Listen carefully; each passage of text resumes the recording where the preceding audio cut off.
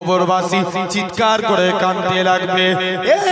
জোয়ান যুবকেরা, তোমার আমার কবরে মুনকার নাকির ফেরেশতা আসার আগে প্রতিটা বান্দা বান্দি কবরে হযরতে রুহমান আলাইহিস সালাম চলে আসবে, বান্দাকে তুলে বসাবে। এ দুনিয়ার জমিনের বান্দা, আল্লাহ তোমায় 70 বছর হায়াত দিয়েছিল, আল্লাহ তোমায় 30 বছর হায়াত দিয়েছিল। তোমার যৌবন হালতটাকে, যুবক বয়সটাকে কোন কাজে ব্যয় করেছো? খাতা কলমে লিখো। হযরতে রুহমান আলাইহিস সালাম ওই কাফনের টুকরাটা গলায় ঝুলিয়ে দিয়ে চলে যাবে। কি নেককার বলে, কি বদকার বলে, প্রতিটা বান্দা বান্দির মুখের দিক থেকে এক টুকরা কাপনের টুকরা ছিঁড়ে বলবে, এই কাপনের টুকরাটা হবে তোমার জন্য খাতা, সাদা তাগুলটা হবে তোমার জন্য কলম, মুখের থুতুটা হবে তোমার জন্য কালি। বান্দা মুখ থেকে থুতু নিয়ে কালি নিয়ে সাদা তাগুলে করে কাপনের উপর লিখতে থাকবে। লিখতে লিখতে বান্দার মুখের থুতু ফুরিয়ে যাবে, তথাপিও লেখা শেষ হবে না। জোয়ান যুবকেরা, হযরতে রুহমান আলাইহিস সালাম ওই কাপনের টুকরাটা গলায় ঝুলিয়ে দিয়ে চলে যাবে।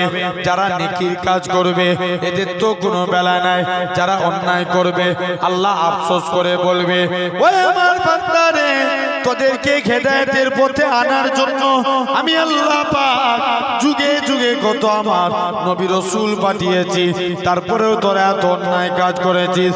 বান্দা ভেবেছে আল্লাহ দুনিয়ায় মিথ্যা কথা বলে পার হয়ে গেছি, আল্লাহর কাছে কি মিথ্যা কথা বলে পার হওয়া যাবে? না না না, আল্লাহর কাছে মিথ্যা কথা বলে পার হওয়া যাবে না।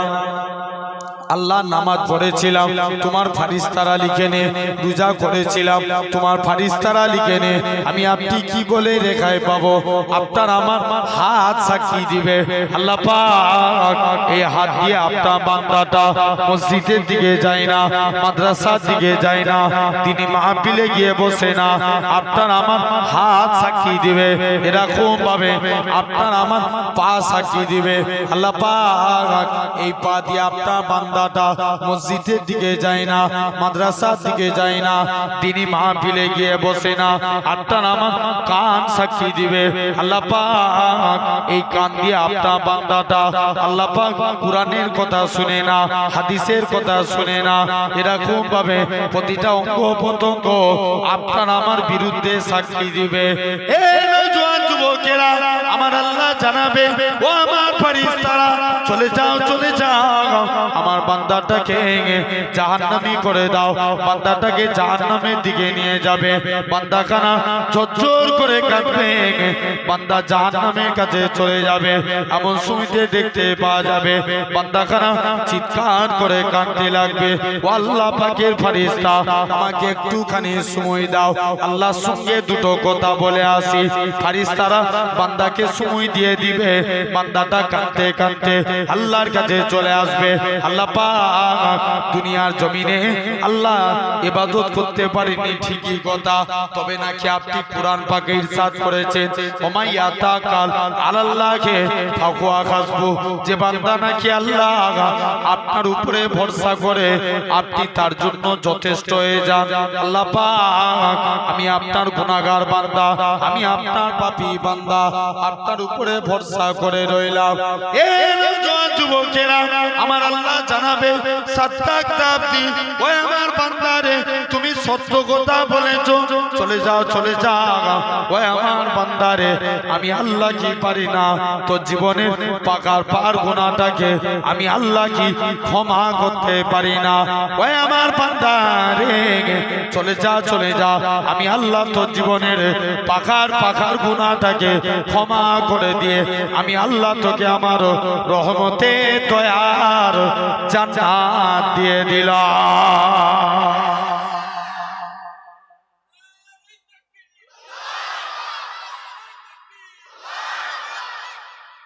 ভাবো, আজকে সেই সুন্দর মাহফিলে বসেছি, আল্লাহ রাসূল বলছেন, এরপরে বান্দার কবরে আসবে মুনকার নাকির। কে আসবে?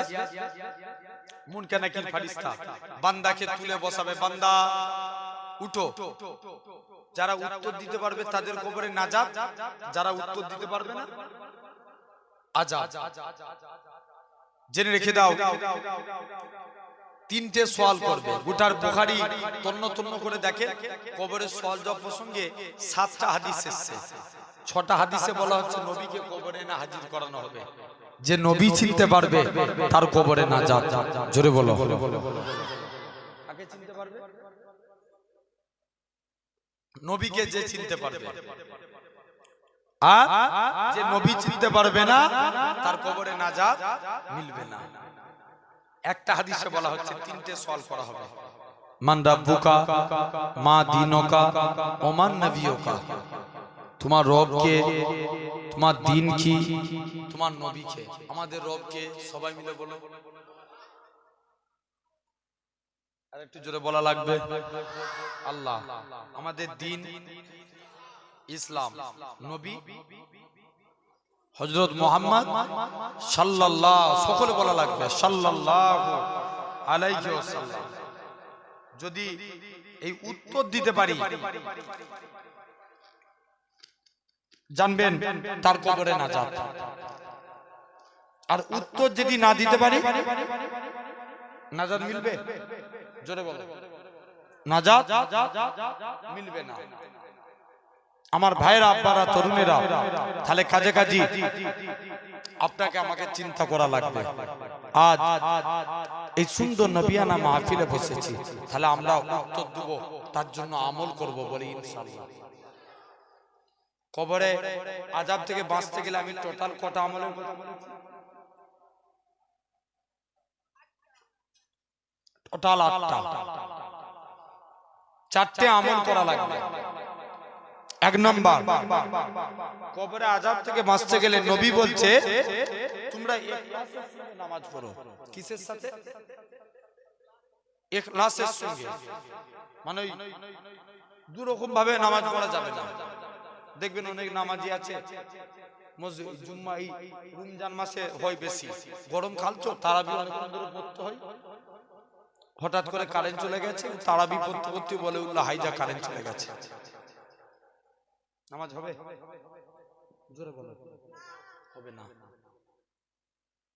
আমি দিল্লিতে দাওয়াতে গেছি, আমাকে ইমাম সাহেব বলছে ভাইজান জানেন? আমি যে কি বলো?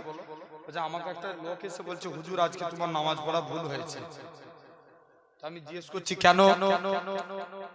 বলছে এই জন্য ভুল হয়েছে। বলছে কারণটা কি?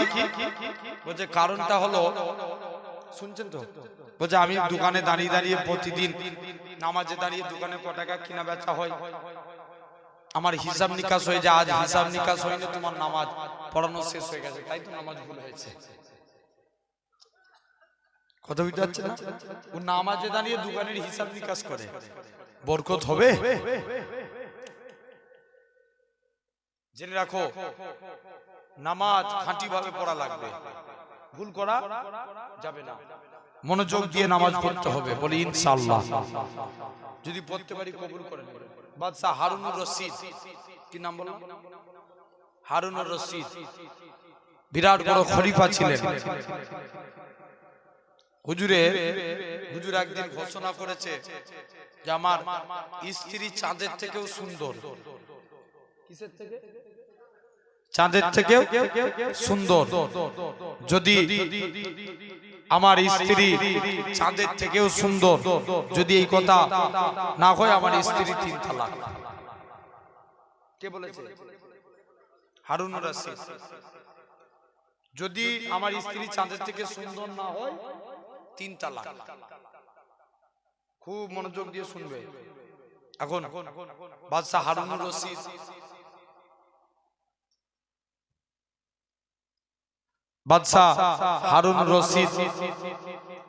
মনটা খারাপ, বলছে যাই আলেম সমাজদের সব ডাকছে, বলছে হারুনুর রশিদের স্ত্রী হারুনুর রশিদ উল্টো পাল্টা কথা বলে দেয়। হারুনুর রশিদ জিনার স্ত্রী আপনার খুব আল্লাহর আবেদা বান্দি ছিলেন, বলছে আমার স্ত্রী যদি চাঁদের থেকে সুন্দর না হয় তাহলে কি 3 তালাক। এখন সব এলাকা মায়ের রটে গেছে হারুনুর রশিদ স্ত্রীকে তালাক দিয়ে দিয়েছে। মুসলমান করে ছেলে মেয়েরা আব্বারা তরুণেরা এ নবী প্রেমিকের আগা হারুনুর রশিদ কি করলেন তাড়াতাড়ি করে এরকম ভাবে বাদশা হারুনুর রশিদ এলাকার আলেম সমাজদের ডাকলেন এ আলেম সমাজে মানুষেরা তোমরা আগিয়ে এসো তাড়াতাড়ি করে আগিয়ে আসলেন আলেম সমাজে মানুষেরা হারুনুর রশিদকে ডাক দিলেন বলো তো দেখি আমি বলেছি আমার স্ত্রী চাঁদের থেকেও দেখতে ভালো যদি এটা না হয় আমার স্ত্রী চাঁদের থেকে কেউ দেখতে ভালো না হলে 3 তালাক এরকম ভাবে আলেম সমাজেরা সবাই মিলে ফতোয়া জারি করে তোমার স্ত্রীর তালাক হয়ে গিয়েছে কে বলেছে সব বড় বড় মুফতিরা ফতোয়া দিয়ে দিয়েছে মুসলমান ঘরে ছেলে মেয়েরা আব্বারা তরুণেরা হে নবী প্রেমিকেরা বাদশা হারুনুর রশিদ মন খারাপ মনে মনে করে আল্লাহ আমার স্ত্রী তো জাতা স্ত্রী নয় আমার স্ত্রী হলো আল্লাহ পাকের জাহেদা সালেহা আবেদা আল্লাহর ইমানদার বান্দি তাই তো আমি বলেছি কিন্তু আমার এত ভালো স্ত্রী আমি কোথায় গেলে আর পাবো আমি এরকম স্ত্রী কোথায় গেলে আর পাবো জীবনে মনে হয় আমি আর পাবো না স্ত্রী তালাক হয়ে গেছে বলে মুফতিরা ফতোয়া দিয়ে দিয়েছে উপায় কি আছে মনটা বড় খারাপ মন খারাপ করে একদিন গাছতলায় বসে আছে একটা যুবক এসে আসে যুবকটা বলে দেখে মনে হয় আপনি তো কোনো সাহেবজাদা হারুনুর রশিদ বলে আমি এই রাজ্যের খলিফা ও যুবকেরা ও নবীর প্রেমিকেরা হারুনুর রশিদ কি বলে আমি তো এই রাজ্যের খলিফা তবে মন খারাপ বলে আমি আমার কিসে ব্যাপার তোমাকে বলা যাবে না বড় বড় আলেমরা ফতোয়া দিয়ে দিয়েছে আর তুমি কি সমাধান করতে পারবে তুমি এখান থেকে চলে যাও আমার মন খারাপ আমি নিয়ে থাকি এমন শুনতে দেখতে পাওয়া যায় যুবক ছেলে কানা বলে বাদশা হারুনুর রশিদ বলো তো দেখি কি এমন কি জন্য তোমার মন খারাপ হারুনুর রশিদ তুমি আমাকে খুলে বলো হারুনুর রশিদ বলে আমি বলেছিলাম আমার স্ত্রী চাঁদের থেকেও সুন্দর যদি এই কথাটা না হয় আমার স্ত্রী চাঁদের থেকেও দেখতে ভালো তা না হলে চাঁদের থেকেও সুন্দর তা না হলে আমার স্ত্রী 3 তালাক তাই সব মুফতিরা ফতোয়া দিয়েছে আমার স্ত্রী তালাক হয়ে গেছে তাই আমার মন খারাপ আমার আবেদা সালেহা জাহেদা বান্দি স্ত্রী এরকম ভাবে এজন্য আমার মন খারাপ ও যুবকেরা ও নবী প্রেমিকেরা এমন শুনতে দেখতে পাওয়া যায় এমন শুনতে যুবক ছেলে কানা বলে বাদশা হারুনুর রশিদ তুমি চিন্তা করো না তুমি চিন্তা করো না আল্লাহ যদি রাজি থাকে তোমার স্ত্রী তালাক হয় না জোরে বলো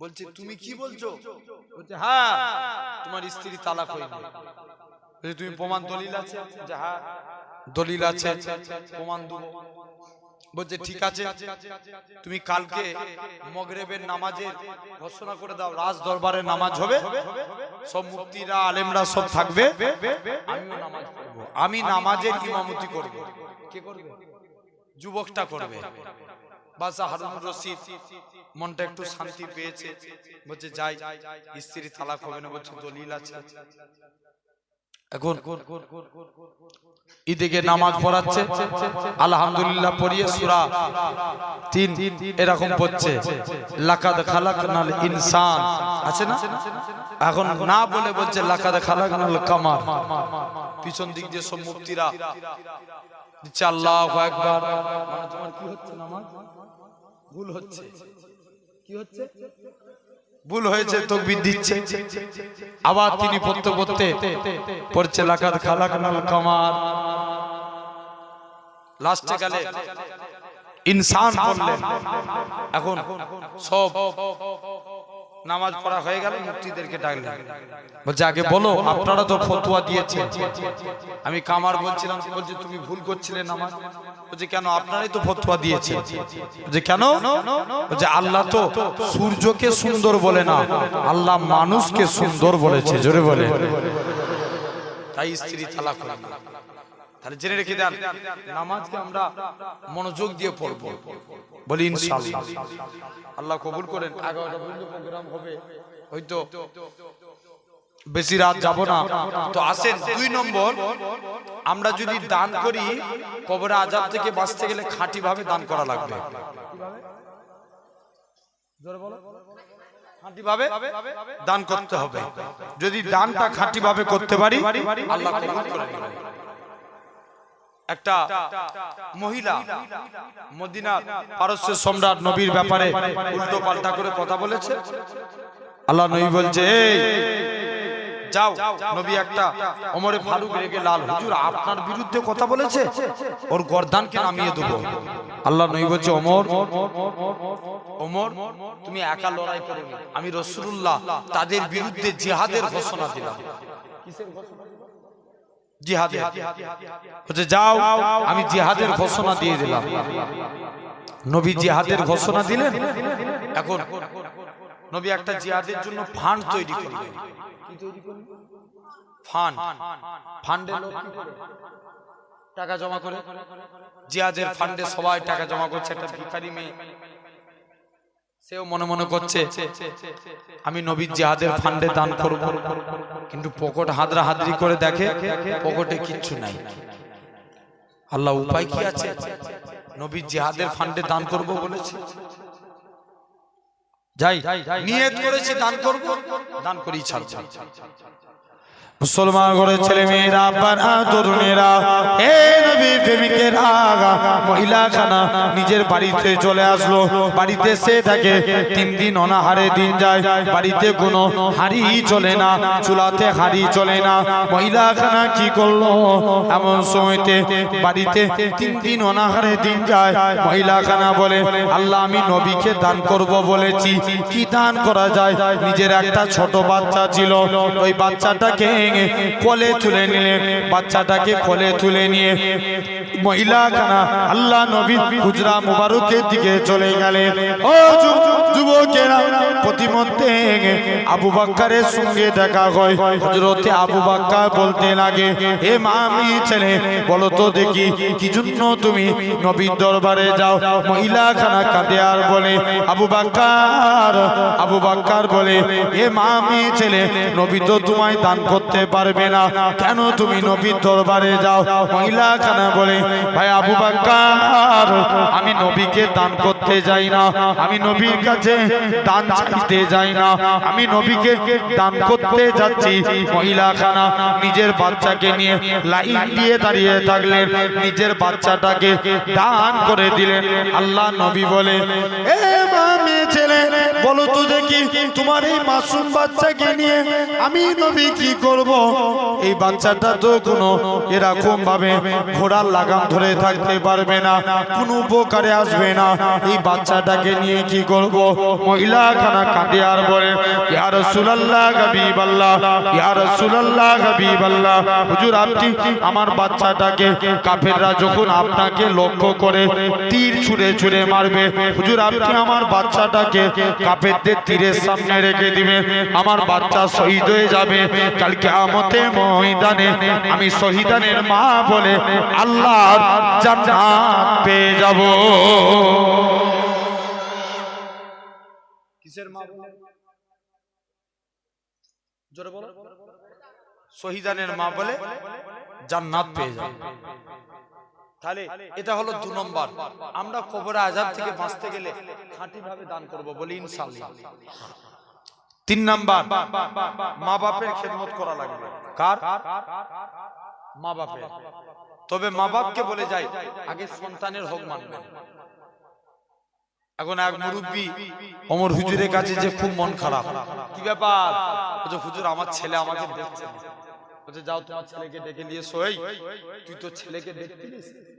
আল্লাহ রাসূল বলছে, রিদু রাব্বি ফি রিদুল ওয়ালিদি ওয়া সাকতু রাব্বি ফি সাকতুল ওয়ালিদি। পিতামাতার সন্তুষ্টি আল্লাহর সন্তুষ্টি, তুই তোর মা বাপকে দেখছিস, ব্যাপার কি? বলছে হুজুর আমি কি আমার বাপকে দেখবো না? আমার বাপই তো আমার হক মানে না। বলছে কেমন? বলছে আমি এত বড় হয়ে গেছি, আমার বাপ আমার নাম রেখেছে কোসাই। কি নাম? কোসাই।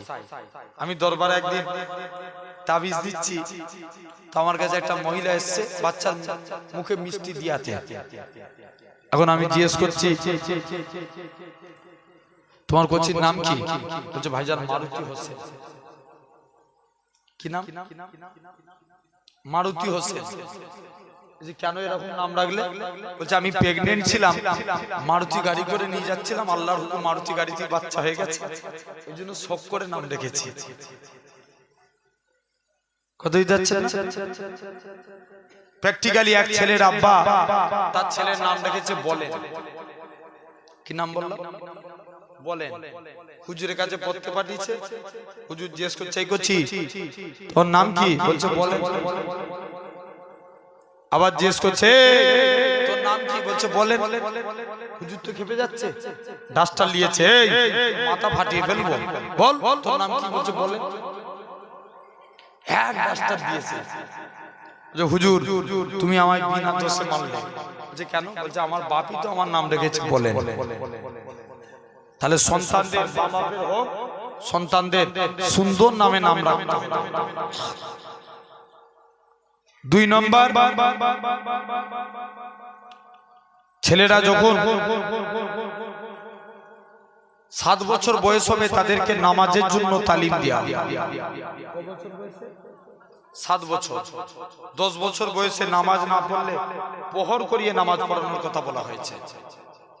আর যথা টাইমে যখন তাদের বিবাহের বয়স হয়ে যাবে বিবাহের বন্দোবস্ত করে দিয়ে এটা মা বাপের হক। তবে মা বাপ যাই করুক, তুমি সন্তান মা বাপের হক আদায় করো, আল্লাহ তোমাকে জান্নাতি করবে। জোরে বলে তোমার সম্মানকে আলা করবে। এটা হলো। তাহলে আমরা কবরে আযাব থেকে বাঁচতে গেলে কার হক আদায় করব? মা বাপের, পিতা মাতা। রিদ্দু রাব্বি ফি রিদুল ওয়ালাদি ওয়া সাফতু রাব্বি ফি সাফতুল ওয়ালাদি। পিতা মাতার সন্তুষ্টি আল্লাহর সন্তুষ্টি, পিতা মাতার অসন্তুষ্টি আল্লাহর অসন্তুষ্টি। 4র্থ নাম্বার আমল, নবী বলছে তোমরা মুখ দিয়ে তাসবিহ পড়বে। কি পড়বে? তাসবিহ মানে সুবহানাল্লাহ, আলহামদুলিল্লাহ, আল্লাহু আকবার, লা ইলাহা ইল্লাল্লাহ মুহাম্মাদুর রাসূলুল্লাহ, যে যেটা জানেন মুখ দিয়ে পড়বে। আমরা যদি পড়তে পারি এই 4টে আমল করতে পারি, টোটাল কটা বলেছি? 8টা। 4টে আমল করা লাগলো।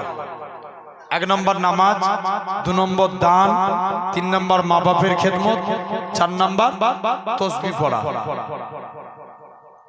আর 4টে গুনাহের কাজকে বর্জন করা লাগবে। 1 নম্বর মিথ্যা কথা বলা ত্যাগ করতে হবে।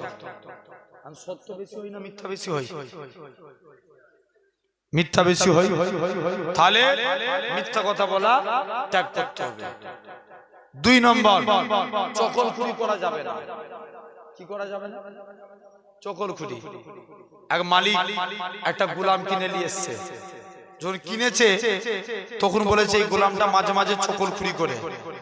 মালিক চকলখুরির দিকে গুরুত্ব না দিয়ে গোলামকে কিনে নিয়ে চলে এসেছে। বলছে যাই যে দেখি। এখন মালিক গোলাম কিনে নিয়ে এসে চুপ করে মালিক বাড়িতে রেখেছে, বেশ ভালোই কাজ করছে। একদিন মালিকের স্ত্রীকে বলছে জানেন আপনার স্বামী মনে হচ্ছে অন্য কাউকে ভালোবাসে। তুই কি করে জানলিস? বলছে তবে আপনাকে একটা তাবিজ বলে দিতে পারি, আপনার স্বামী ভালো হবে। কি তাবিজ? যে আপনি আপনার স্বামীকে ফুঁড় দিয়ে একটা দাড়ির লোম কেটে দেন, এটা দিয়ে আমি একটা তাবিজ করে এনে দেবো, স্বামী ভালো হয়ে যাবে। প্রতিটা স্ত্রী চাইতে স্বামী তাকে বেশি ভালোবাসুক। এখন নেক্সট ডে স্বামীর কাছে গেছে, বলছে কোন ছেলে আজকের দিনে আপনি কাকে নিয়ে সংসার করছেন? আপনার স্ত্রী তো অন্য ছেলেকে ভালোবাসে, ওই জন্য আপনাকে মারার প্ল্যান করছে। বলছে না, এতদিন সংসার করছি মারার প্ল্যান করে না, এখন মারার প্ল্যান করছে। পালা না, তুমি যে দেখো। এখন যদি এই কথা বলে তার স্বামীর কি আর ঘুম ধরবে? এখন এসে ঘুমের ভান করে শুয়ে আছে, দেখি স্ত্রী কেমন মারার প্ল্যান করছে। চোখটা বুঝে আছে যে স্ত্রী খুঁটটা বার করছে। স্বামী আর চোখে চোখে দেখছে, এই তো গোলাম ঠিকই বলেছিল। আমাকে মারতে এসছে, খুঁটটা কেড়ে নিয়ে স্ত্রীর গলায় চালিয়ে দিয়েছে। পরের দিন স্ত্রীর আত্মীয় স্বজন এসে আপনার স্বামীকে মেরে ফেলেছে। তাই নবী বলছে তোমরা চকলখুরি থেকে বেঁচে থাকো। আর এটা হলো 3 নাম্বার। 2 নাম্বার, 3 নাম্বার, কারোর সঙ্গে বিশ্বাসঘাতকতা করা যাবে না। কারোর সঙ্গে বিশ্বাসঘাতকতা করা যাবে না। মদিনার মক্কা সাহাবারা সব মদিনায় হিজরত করে চলে আসে। মদিনায় সব এক একটা মক্কা সাহাবীর সঙ্গে মদিনা সাহাবীর আল্লাহর নবী ভাই ভাই সম্পর্ক করছেন। সব এখন সালাবার সঙ্গে সাদ বিন আব্দুর রহমানের, সাইদ বিন আব্দুর রহমানের ভ্রাতৃত্ব বন্ধনে আবদ্ধ করে দিলেন। সাইদ বিন আব্দুর রহমান বলে, ভাই সালাবা, সবসময় তো তোমরা নবীর দরবারে থাকো, আমরা তো নবীর মুখখানা দেখতে পাইনি, একবার নবীর কাছে যাই, তোমার কাছে আমার স্ত্রী টাকা পয়সা বিশ্বাস করে রেখে গেলাম, নবীর কাছে গেলাম। চলে গেছে। গভীর রাত্রে শয়তান আছে, শয়তান এসে পিন খাচ্ছে, সালাবা ওঠ, তোর পাশের বাড়িতে তোর ভাইয়ের স্ত্রী ঘুমাচ্ছে আর তুই একা পড়ে পড়ে ঘুমাচ্ছিস, ওঠ। সালাবা পাশের বাড়িতে সাইদ বিন আব্দুর রহমানের স্ত্রী শুয়ে আছে, দরজাটা যে খুলেছে, সাইদ বিন আব্দুর রহমানের স্ত্রী বলে, সালাবা তোমার অন্তর থেকে আল্লাহর ভয় উঠে গেল। ব্যাস, সালাবা ঝরঝর করে কাঁদতে কাঁদতে বাড়ি থেকে দৌড়ে দৌড়ে পর্বতের চূড়ায় চলে গেলেন। সকাল হয়েছে, সাইদ বিন আব্দুর রহমান নবীর দরবার থেকে সালাবার বাড়িতে আসলেন। কি হয়েছে বলে অন্যায়। সাইদ বিন আব্দুর রহমান সমস্ত ব্যাপারটা খুলে বললেন। আমার কাছে আসছিল, আমি তাকে বলেছি, সালাবার এক মেয়ে ছিল যার নাম ছিল খামসানা। সাইদ বিন আব্দুর রহমান খামসানাকে সাথে করে নিয়ে সালাবার কাছে চলে গেলেন। সালাবা, যা খবর হয়েছে তুমি বাড়ি ফিরে চলো, আল্লাহ তোমায় মাফ করে দিবে, আমরা মাফ করে দিয়েছি, চলো। সালাবা বলে, না, আমি অন্যায় করে ফেলেছি, আমার গুনাহটা কি আল্লাহর দরবারে মাফ হবে? মুসলমান ঘরের ছেলে মেয়েরা, বাবা তরুণেরা, হে নবী প্রেমিকেরা, আল্লাহ নবী সাহাবী সালাবা বলে, না না না না, এটা মানা যাবে না। খামসানা কি করলো? বাপের গলায় দড়ি বেঁধে টেনে টেনে টেনে এরকম ভাবে আস্তে আস্তে করে চলে গেলেন। বলে, মা আমি যেতে পারি, তুই আমার গলায় দড়ি বেঁধে টেনে টেনে আল্লাহ নবী বড় সাহাবী আবু বকরের দরবারে নিয়েছো। আরে বাপের গলায় দড়ি বেঁধে টেনে টেনে আবু বকরের দরবারে নিয়ে যায়। হযরত আবু বকর বলতে লাগে, এ মা খামসানা, বলো তো দেখি আমার রাসূলুল্লাহ সাহাবী কি এমন অন্যায় করেছে, কি জন্য তুমি গলায় দড়ি বেঁধেছো? হযরত সালাবা কাঁদে আর বলে, ভাই আবু বকর, আমি আমানতের মাল খেয়ানত করে ফেলেছি, বিশ্বাসঘাতকতা করে ফেলেছি, আমার গুনাহটা কি আল্লাহ পাকের দরবারে মাফ হবে? আবু বকর বলে, বেরিয়ে যাও, বেরিয়ে যাও, তোমার গুনাহ মাফ হবে কি জানি না। হযরত আবু বকরের কাছ থেকে ওমরের কাছে গেলেন। ওমর বলে, কি ব্যাপার? বলে, আমি বিশ্বাসঘাতকতা করে ফেলেছি। ওমর বলে, আমি রাগী মানুষ, রাগ উঠার আগে পালিয়ে যাও। হযরত উসমানের কাছে যায়, তিনিও তাড়িয়ে দেয়। হযরত আলীর কাছে যায়, তিনিও তাড়িয়ে দেয়। মনে মনে করে, আল্লাহ পাক আবু বকরের কাছে গেলাম, সেও তাড়িয়ে দিল। ওমরের কাছে গেলাম, সেও তাড়িয়ে দিল। উসমানের কাছে গেলাম, সেও তাড়িয়ে দিল। আলীর কাছে গেলাম, সেও তাড়িয়ে দিল। মনে বড় আশা ছিল নবীর কাছে যাব। নবীর কাছে গেলেন, নবীও বলে, এ মা খামসানা, বলো তো দেখি আমার সাহাবী কি অন্যায় করেছে? মা খামসানা কাঁদে আর বলে, হযরত সালাবা কাঁদে আর বলে, ইয়া রাসূলুল্লাহ, হাবিবাল্লাহ, ইয়া রাসূলুল্লাহ, হাবিবাল্লাহ, হুজুর আমি আমানতের মাল খেয়ানত করে ফেলেছি, জিনা করে ফেলেছি, আমার গুনাহটা কি আল্লাহ পাকের দরবারে মাফ হবে? আল্লাহ নবী বলে, বাবা বেরিয়ে যাও, বেরিয়ে যাও, তোমার গুনাহটা মাফ হবে না। আল্লাহ ভালো জানে। সালাবা চোর করে কাঁদে। আল্লাহ পাক আবু বকরের কাছে গেলাম, সেও তাড়িয়ে দিল। ওমরের কাছে গেলাম, সেও তাড়িয়ে দিল। উসমানের কাছে গেলাম, সেও তাড়িয়ে দিল। দিল আলীর কাছে গেলাম সেও তাড়িয়ে দিল মনে বড় আশা ছিল নবীর কাছে আসবো আল্লাহ নবীও তাড়িয়ে দিল এই মুখখানা আর কাউকে দেখাবো না জোর করে কাঁদে আল্লাহ এখন একমাত্র আপনি বর্ষা সালাবা জঙ্গলে পড়ে সিজদায় পড়ে কাঁদে এরকম ভাবে 40 দিন কেটে গেল এ নওজোয়ান যুবকেরা আমার আল্লাহ জিবরাইলকে পাঠিয়ে দিলেন এ হযরতে জিবরাইল চলে যাও আমার রাসূলুল্লাহকে জানিয়ে দাও ওই সালাবা জীবনের গুনাহটাকে আমার আল্লাহ ক্ষমা করে দিয়েছে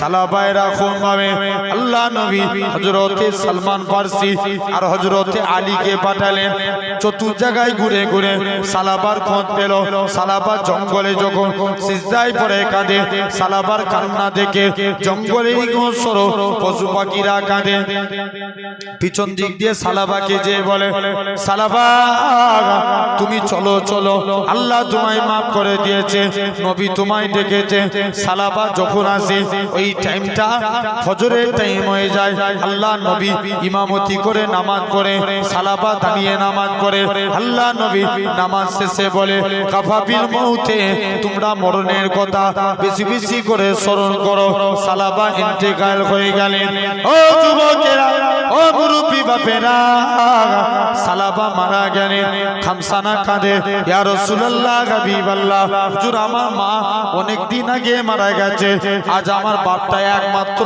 সম্বল ছিল আজ আমার বাপও ইন্তেকাল হয়ে গেল হুজুর আমি এতিম হয়ে গেছি আল্লাহ নবী বলে খামসানা কেঁদো না আমি নবী হলাম তোমার পিতা সালাবাকে দাফনস্থ করা হলো দাফনস্থ করার পর আল্লাহ নবী সালাবার কবরের দিকে গিয়ে মুচকে আল্লাহ নবী কাঁদতে লাগে আবার গুটি গুটি পায়ে হেঁটে হেঁটে আসে সাহাবারা বলে ইয়া রাসূলুল্লাহ হাবিবাল্লাহ সালাবার কবরের দিকে তাকিয়ে একবার কাঁদেন আবার গুটি গুটি পায়ে হেঁটে হেঁটে কেন আসেন ও যুবকেরা আল্লাহ নবী কি জানিয়েছিলেন ও বাবা সাহাবীরা শুনে রেখে দাও আমার সালাবা কবরে এই জন্য আমি কাঁদতেছিলাম কেননা সালাবার কবরটাকে আমার আল্লাহ পাক বেহেশতের গোলাপ ফুলের বাগান বানিয়ে দিয়েছে তবে ইয়া রাসূলুল্লাহ হাবিবাল্লাহ হুজুর আপনি কেন গুটি গুটি পায়ে হেঁটে হেঁটে আসেন আল্লাহ নবী বলে কেননা আমার সালাবা জানাজাতে আল্লাহ পাক অগণিত ফেরেশতা পাঠিয়ে দিয়েছে তাহলে ভাবো এটা হলো তোমার আমার জন্য 3 নাম্বার কবরে আযাব থেকে বাঁচতে গেলে আর 4th নাম্বার লাস্ট রাসূল বলছে তোমরা প্রস্রাবের ছিটা থেকে বেঁচে থাকো কি থেকে প্রস্রাবের ছিটা দেখবেন অনেক টাইমে আমরা প্রস্রাব করি ফিডব্যাক এসে গায়ে লাগে না এই প্রস্রাবে 6টা থেকে বেঁচে থাকতে হবে যদি এই 3টে কাজ আমরা যদি করতে পারি 4টে আমল আর 4টে গুনার কাজকে যদি বর্জন করতে পারি আল্লাহ রাসূল বলছে আল্লাহ তাদের কবরে আযাব থেকে মুক্ত করে দেবে তাহলে আমি একদম দুয়ার মজলিস অনুযায়ী সেই পরিপ্রেক্ষিতে আলোচনা করলাম অলরেডি 11টা বেজে গেছে আল্লাহ আর নয় অনেকটা আবার দূরে যাব আমি আলোচনা যেহেতু এখানে আচ্ছা দোয়া খেয়াল দিয়ে এমনি তো 15-20 হয়ে যাবে আচ্ছা জেনে রেখে দেন এই এসছে একটা কথা ভাই যেহেতু রিকোয়েস্ট করছে ভাইয়ের মুখের কথা ফেললাম না একটা শুধু হাদিস বলবো জেনে রেখে দেন এই ইস্তেনজার কথা বলছিলাম আমরা ইস্তেনজা থেকে খালেস থাকবো ইনশাআল্লাহ অনেক টাইমে ছোটা এসে গায়ে লাগে না আল্লাহ নবী একদিন ইবনে আব্বাসকে ডাকছে বাবা আব্বাস যাও না তুমি দূর থেকে আমি নবী ইস্তেনজা করব এই যে সব ঝাউ গাছগুলো আছে ওই গাছগুলো যেন আমি নবী আমার জন্য পর্দা করে ইস্তেনজা করব কি করব আড়াল করবে পর্দা করবে যাও কাছে ইবনে আব্বাস চলে গেছে নবী বলেছে যে দেখি মুসলমান ঘরে ছেলে মেয়েরা পাড়া তরুণেরা এই নবী প্রেমিকেরা হযরত ইবনে আব্বাস গাছের কাছে চলে যায়। এই গাছে সাজার তোমাকে আল্লাহ নবী ডাকে। প্রথমবার যখন ডাকে গাছের পাতাগুলো নাড়া দেয়। দ্বিতীয়বার বলে এই গাছে সাজার তোমাকে আল্লাহ নবী ডাকে। দ্বিতীয়বার যখন বলে গাছের ডালগুলো নাড়া দেয়। তৃতীয়বার বলে ডাকে না সৃষ্টি করলে আল্লাহ পাক কুল কায়নাত সৃষ্টি করতেন না। সেই নবী তোমাকে ডাকে। ওই গাছখানা মাটি পাক করে এক জায়গায় এসে আল্লাহ নবীর জন্য পর্দা করে দিলে। ও যুবকেরা, আল্লাহ নবী ইস্তেঞ্জা করলেন। নবীর ইস্তেঞ্জা করা হয়ে গেল। আল্লাহ নবী বলে, ও বাবা আব্বাস, চলে যাও গাছগুলোকে আবার নিজের জায়গায় চলে যেতে বলো। ইবনে আব্বাস যে বলে, এ গাছে সাজার তোমাকে নিজের জায়গায় চলে যাও। আল্লাহ নবী নিজের জায়গায় চলে যেতে বলে ওই গাছগুলো মানুষের মতো পাপা করে চলে আবার নিজের জায়গায় চলে গেলেন।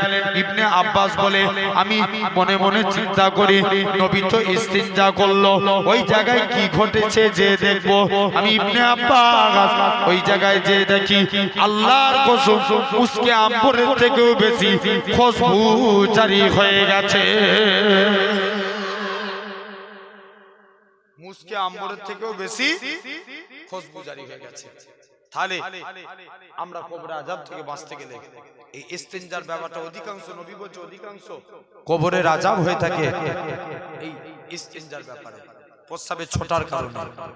তাহলে আপনাকে আমাকে এই টোটাল 8টা আমল ভালোভাবে করতে হবে, আল্লাহর কাছে দিল থেকে তওবা চাইব। বলি ইনশাআল্লাহ আল্লাহ কবুল করেন। আল্লাহ আমাদের সকলকে, আপনারা এত কষ্ট করে এত মানুষ এসে বসেছে কিসে? ভালোবাসায়, ঠিক কি না? মহাব্বতে। দেখেন মজলিসে বসার জায়গা আছে পুরো, দেখো প্যাকটা, আল্লাহ রহমত জেনে রেখে দেন। আল্লাহ কবুল করেন। সকলে আমার জন্য দোয়া করেন, আল্লাহ যেন দ্বীনের খেদমত করার তৌফিক দেন। বলেন আল্লাহ। আল্লাহ আমার ভাইগুলোকে যতটুকু বললাম কেউ মনে কষ্ট পেলেন? কারা দিল থেকে ভাইয়ের মতো ভালোবাসা একবার হাত তুলে দেখাও তো দেখি। দিল থেকে তো একদম আল্লাহকে সাক্ষী রেখে বলছেন তো? আলহামদুলিল্লাহ, নারে তাকবীর। আল্লাহ কবুল করেন।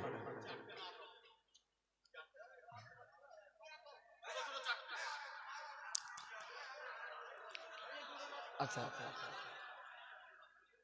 আচ্ছা, একবার দুরূদ শরীফ আল্লাহুম্মা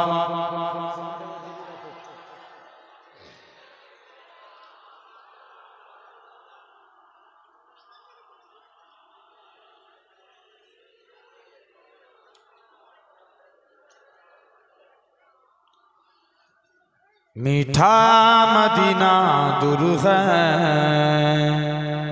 जाना हमें जरूर है। जरूर बोलबे ना। मीठा मदीना दूर है जाना हमें जरूर है। छोड़ फिक्रे दुनिया को चल मदीने चलते हैं। छोड़ फिक्रे दुनिया की, छोड़ फिक्रे दुनिया की, चल मदीने चलते हैं। मुस्तफा मुस्तफा गुलामों की किस्मतें बदलते हैं। जुड़े होवे ना। छोड़ फिक्रे दुनिया की, जिस दर पे गुलामों की हालत बदलते हैं। जिस दर पे गुलामों की हालत बदलते हैं। और उस आका की दरबार में चलते गए।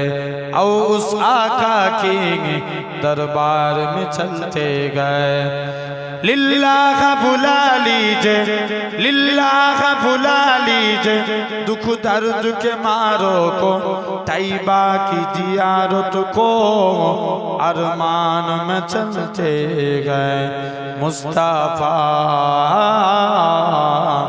मुस्तफा गुलामों की किस्मतें बदलते हैं, छोड़ फिक्रे दुनिया की। अल्लाहुम्मा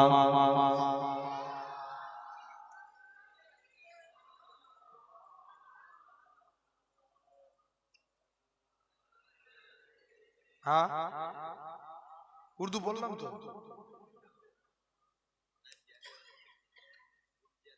ना बांग्ला हो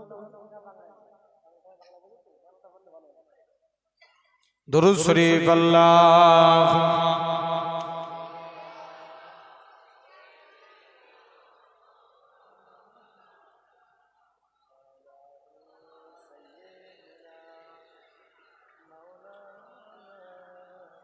अल्लाहुम्मा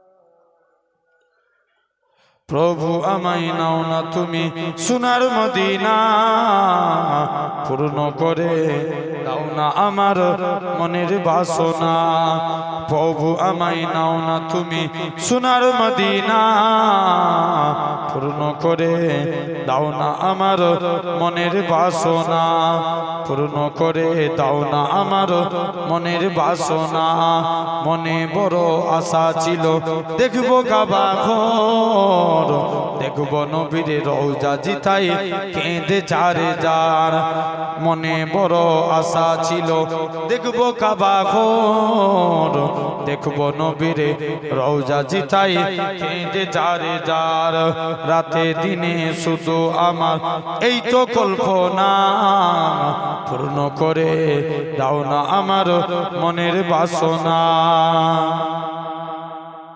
প্রভু আমায় নাও না তুমি সোনার মদিনা পূর্ণ করে দাও না আমার মনের বাসনা দেখবো আমি হীরা গুহা যেটাই থাকতো নবী ধ্যানে সালাম দিলেন আল্লাহ তাআলা খাদিজার শানে আরো জোরে হবে না দেখবো আমি হীরা গুহা যেটা থাকতো নবী ধ্যানে সালাম দিলেন আল্লাহ তাআলা খাদিজার শানে সালাম দিলেন আল্লাহ তাআলা খাদিজার শানে ধন্য হলো তাদের জীবন ছিল যত কামনা পূর্ণ করে দাও না আমার মনের বাসনা আবু বকর ওমর আলী দিনের প্রতি লড়ে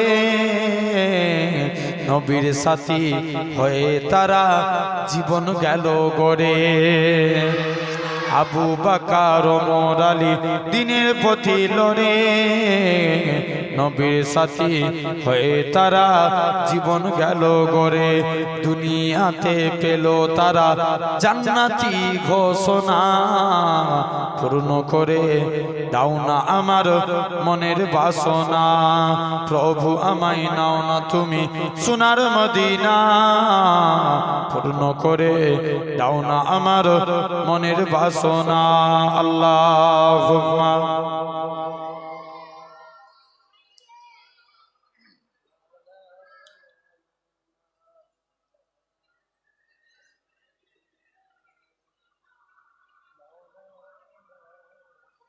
खुदा की अजीमतें क्या हैं खुदा की अजीमतें क्या हैं मुहम्मद मुस्तफा जाने आरो जोरे होबे ना खुदा की अजीमतें क्या हैं मोहम्मद मुस्तफा जाने मकाम मुस्तफा क्या है मोहम्मद का खुदा जाने सौदा करिला भी मैंने बस मैंने तो सौदा कर दी सौदा करिला भी मैंने बस मैंने तो सौदा कर दी वो क्या देंगे मैं क्या लूँगा वो क्या देंगे मैं क्या लूँगा सकी जाने गदा जाने खुदा की अजीमतें क्या हैं मोहम्मद मुस्तफा जाने मकाम मुस्तफा क्या है मोहम्मद का खुदा जाने कहा जिब्रील ने सिदरा तलक मेरी रसाई थी कहा जिब्रील ने सिदरा तलक मेरी रसाई थी है कितनी मंजिले आगे है कितनी मंजिले आगे नबी जाने खुदा जाने खुदा की अजीमतें क्या हैं मोहम्मद मुस्तफा जाने मकाम मुस्तफा क्या है मोहम्मद का खुदा जाने।